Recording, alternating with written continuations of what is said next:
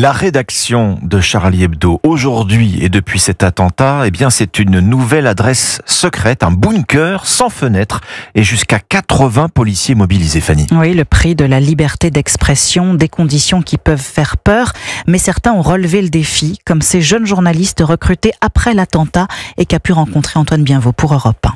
En 2020, c'est par hasard que Lorraine, 27 ans, est entrée dans la famille Charlie Hebdo. C'était une annonce sur internet, c'était même pas précisé quel était le nom du journal. On m'a appelé et on m'a dit voilà, c'est pour Charlie, je te laisse 24 heures pour te décider. Si t'as peur, ne nous rappelle pas. 20 heures après, je rappelais et je disais mais on y va, banco. Quelques jours plus tard, la jeune journaliste rencontre ceux qu'elle surnomme elle-même les survivants, dont le patron, Rhys, rescapé de l'attentat. La première fois, on se dit qu'on est face à un monument. On se dit il faut que je sois à la hauteur de ces personnes-là qui ont continué leur combat. Et en fait, pas du tout. Eux-mêmes, ils parlent de l'attentat, ils en rigolent. Parce que Charlie, on rit de tout, même de soi. Rire de tout, c'est d'ailleurs ce qui a poussé Yovan, 27 ans, à rejoindre Charlie Hebdo et sa rédaction parfois déroutante. Il y a une sorte de paradoxe entre le bunker qu'est Charlie Hebdo pour entrer dedans et la cour de récréation qu'il y a à l'intérieur. C'est des dessinateurs qui gueulent, qui cherchent des blagues, des vannes, qu'on s'y habitue jamais trop. Mais pour les deux journalistes, travailler à Charlie, c'est aussi s'habituer aux menaces et à vivre avec le poids de l'histoire. De temps en temps, j'ai une petite crise de parano. Je me retourne derrière moi, je regarde si je suis pas suivi. Ça m'est arrivé une ou deux fois, je me mets à y penser. Effectivement, il y a de la peur, mais en fait, on doit surpasser ce sentiment pour faire exister le journal et pour montrer que ce qu'on défend, c'est important. Se battre aussi pour que 10 ans après l'horreur, Charb, Cabu et toutes les victimes ne soient jamais oubliées.